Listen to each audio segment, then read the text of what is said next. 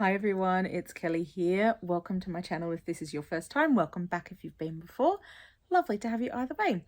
On this channel, we talk books, and this video is several into my series on the Dewey Decimal System. This year I'm hosting a Dewey Decimal reading challenge where we're reading one book from each of the broad classes. There are 10. It's not too late to join. It's only April, so you can catch up for sure. Read a couple of shorter non-fiction books so that you can join us and complete this challenge if you wish. I will link the challenge in the description below, along with listing all of the books that I'm going to show you today.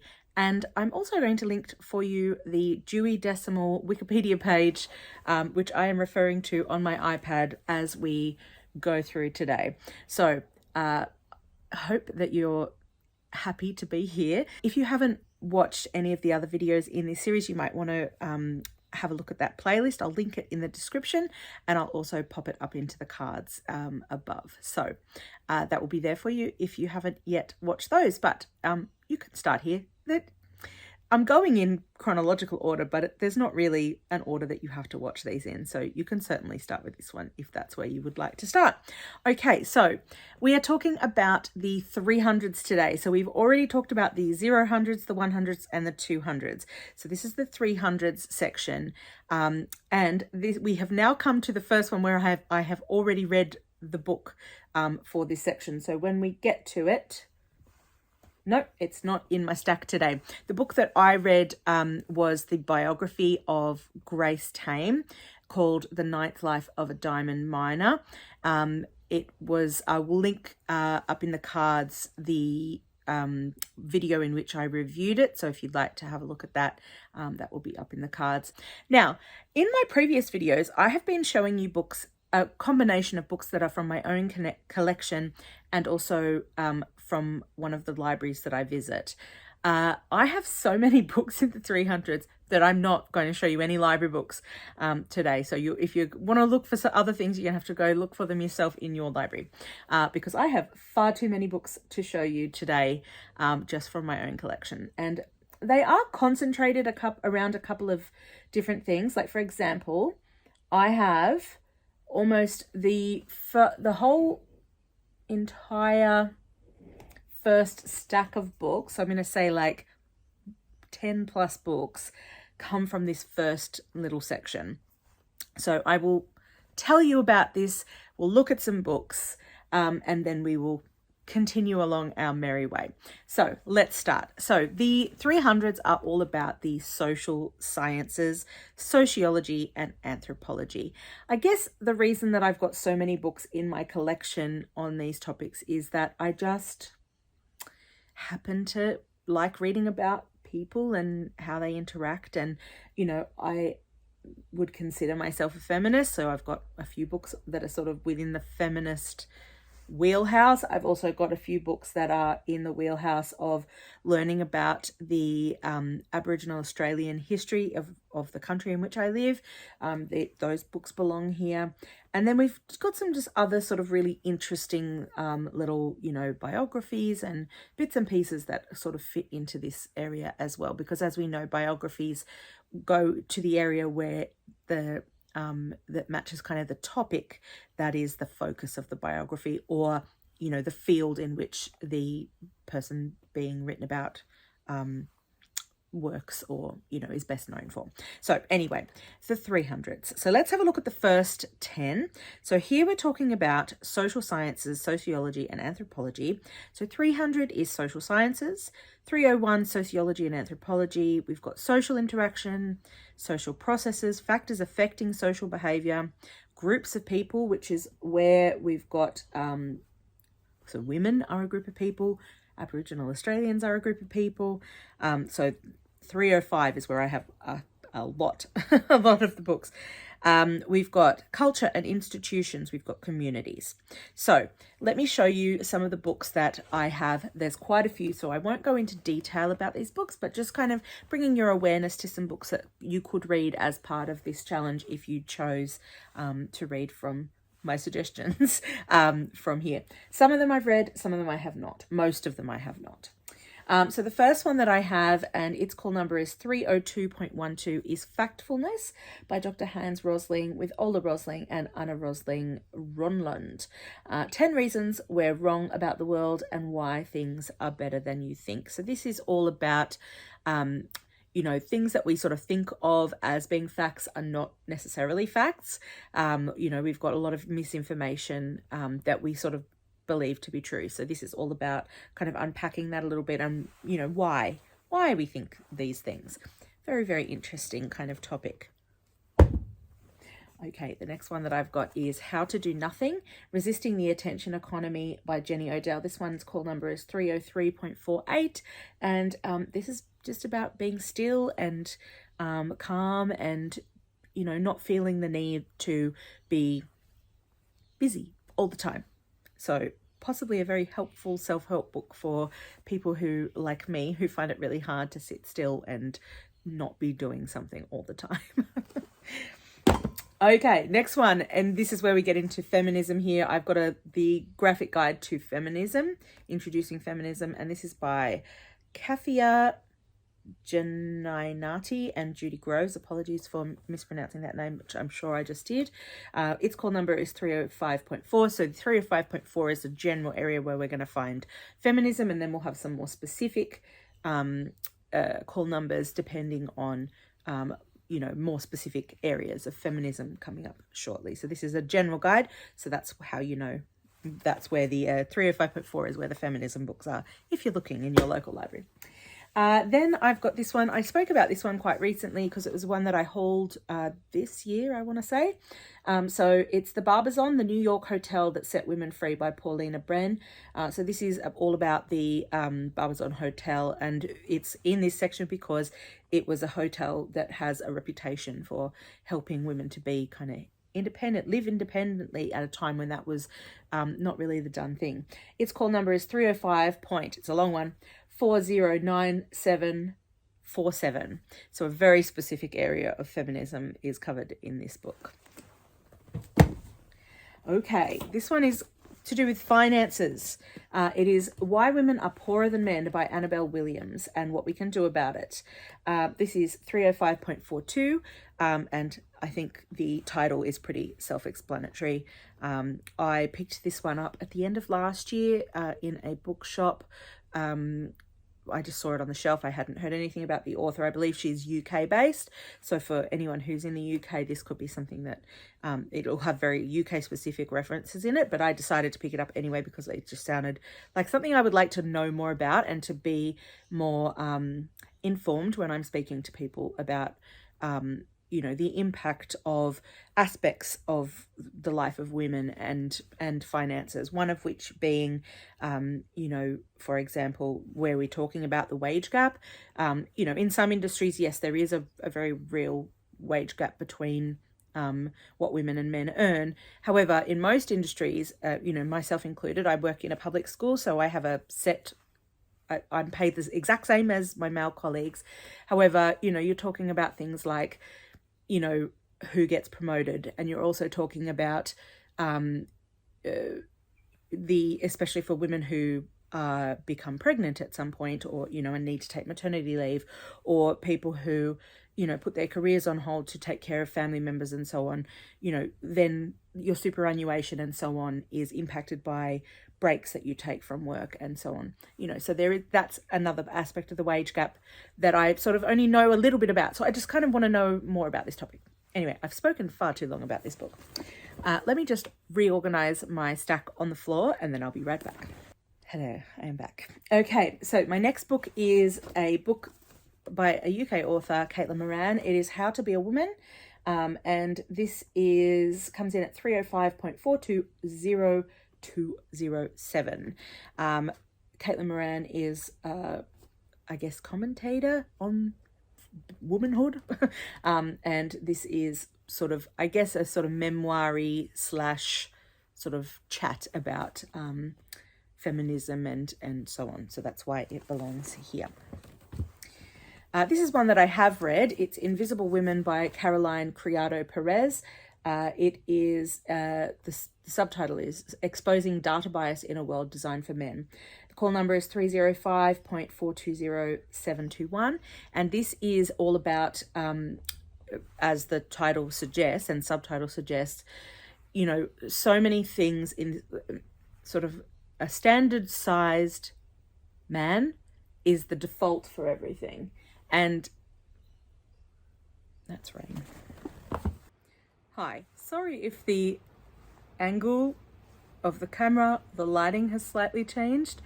I just realized while I was filming that it had started raining. I had to run outside to get my clothes off the line, my laundry off the line, and hang it inside. So I'm slightly, you know, it was a little chaotic. So we're going to calm back down. We're going to keep talking about the books. Okay, let me just get myself organized a tiny bit.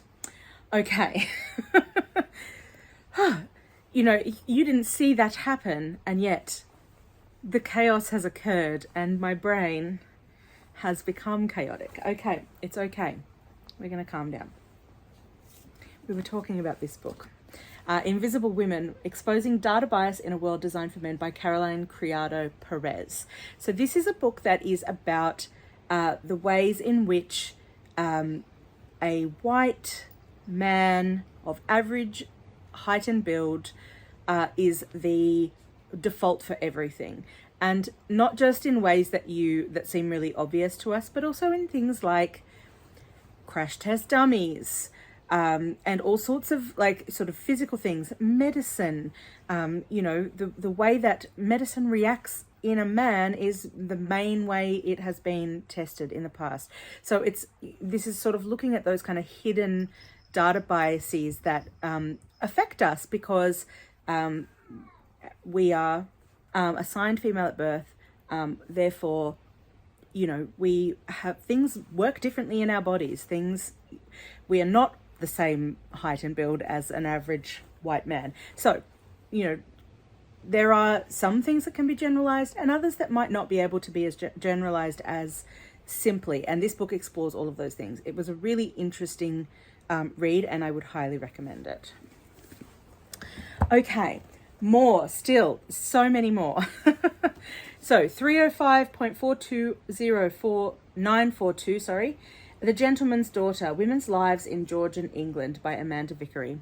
I don't know if you can hear that, but the rain is starting to come down a little more heavily outside. So if that's what you're potentially hearing in the background of this video. So this book does what it says on the tin. It's about women's lives in Georgian England. Then I've also got Ain't I a Woman by Black Women and Feminism by Bell Hooks. This is one that I acquired relatively recently, so I am looking forward to getting to this one at some point, hopefully in the near future, as this is sort of a feminist classic about particularly like that intersection of feminism and being black. We're moving now into sort of indigenous kind of lives and ways of thinking and being. So this is Braiding Sweetgrass, Indigenous Wisdom, Scientific Knowledge and the Teaching of Plants by Robin Wall Kimmerer. The call number is 305.897. This is, again, a classic, and it's, again, looking at sort of scientific concepts, in this case plants, from the sort of perspective of Indigenous wisdom. Then we move into the section of my collection that is books about Indigenous Australians, so the Aboriginal Australians, Aboriginal and Torres Strait Islander Australians, although in this case we've just got Aboriginal. So this is Growing Up Aboriginal in Australia, edited by Anita Heiss, 305.89915. In fact, all of these books will have this exact same call number because they're from the same section.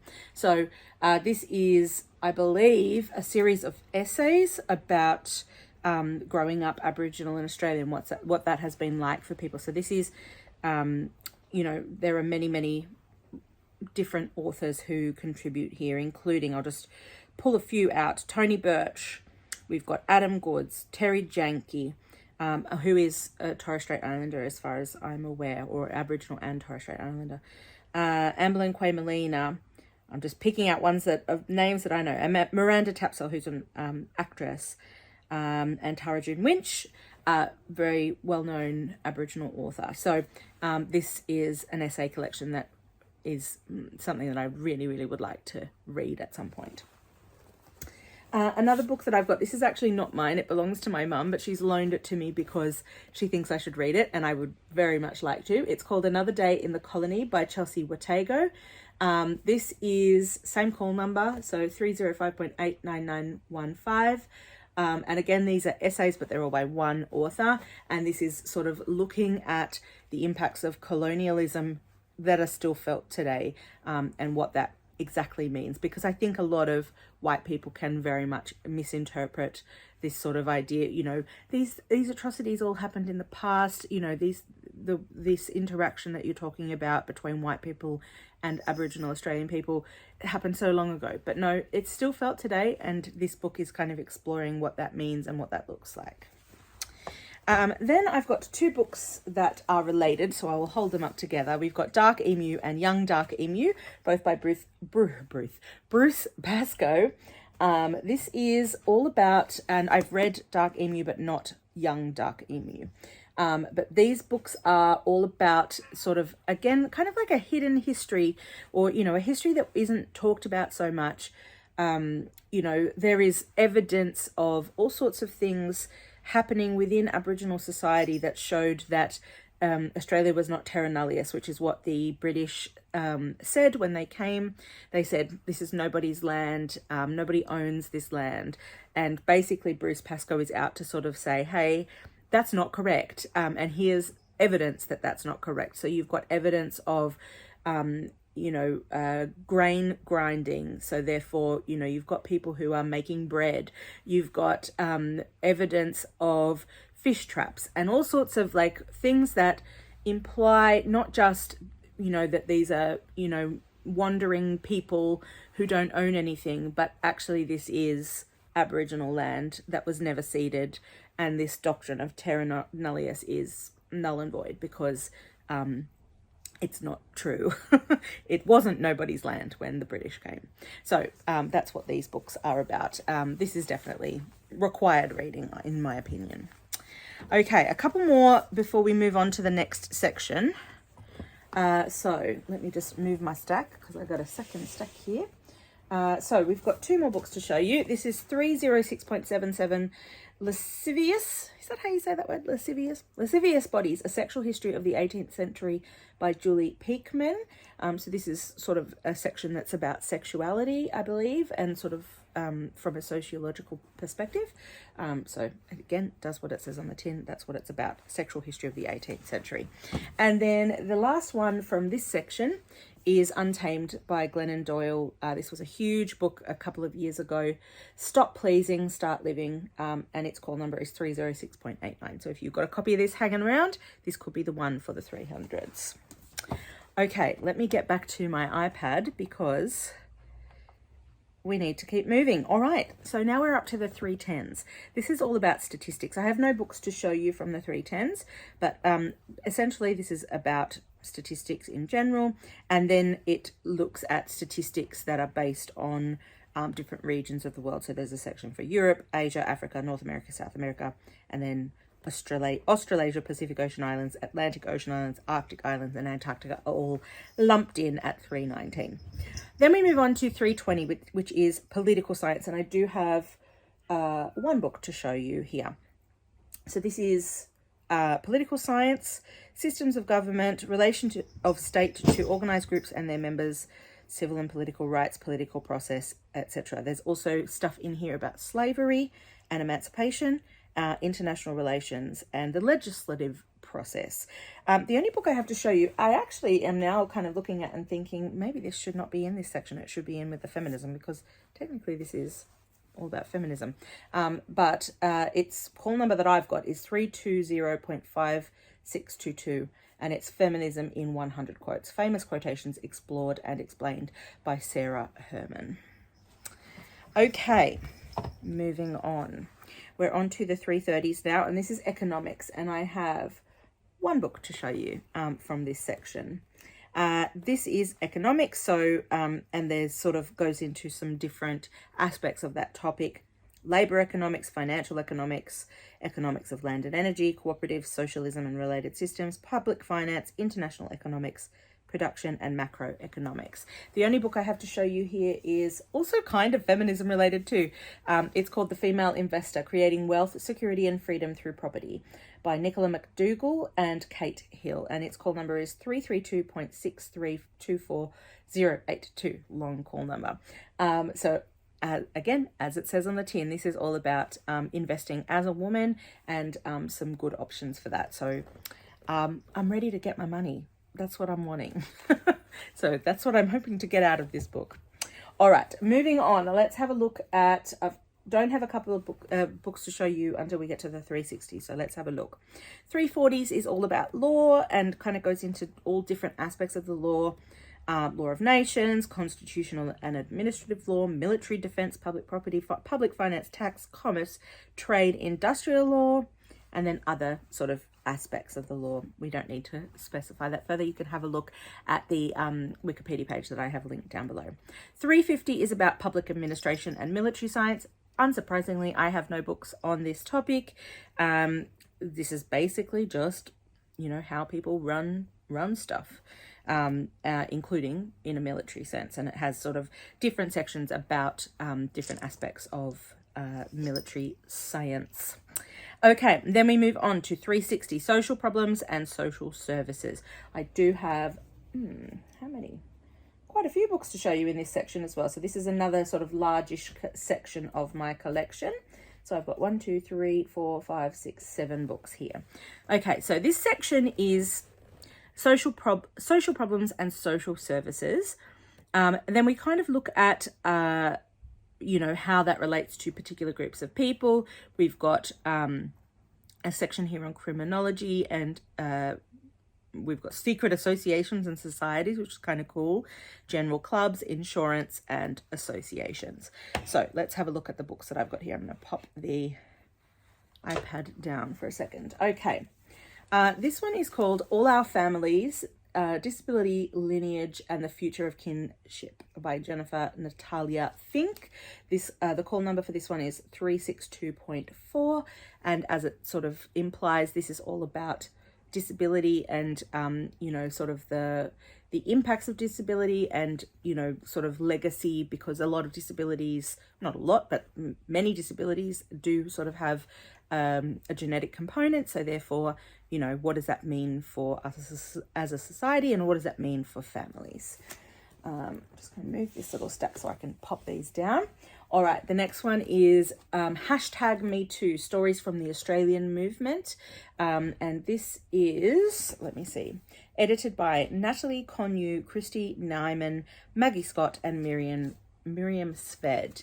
The call number for this one is 362.88, and as it implies, this is all examples of Me Too stories, people talking about their experiences and sort of sharing in that kind of big global movement.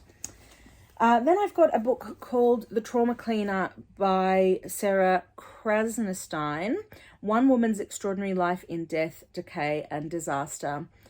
This is a biography of a trans woman, and her name is Sandra Pankhurst, and she runs Specialized Trauma Cleaning Services Priority Limited. I picked this one up in a little street library some time ago. I think it was either early last year or maybe even the year before. So I have had this one sitting on my shelf for a little while. And it just sounds like a fascinating, like the idea of being a trauma cleaner, coming in and, cleaning up after, really horrific things, people dying, natural disasters, all of those kind of things, like things where people just really can't cope with doing that sort of job themselves, and also sometimes requiring really specialized, because of biohazards and so on, equipment and technology and knowledge. So fascinating kind of area to work in, but also this book explores Sandra's life story as well, and sort of how she came to be in the role, but also, how things kind of panned out for her in her life. So that should be a really fascinating read. I also have this one, which is, oh, did I tell you the call number? 363.7 was the call number for that one. This one is Rag and Bone by Lisa Woollett, A History of What We've Thrown Away.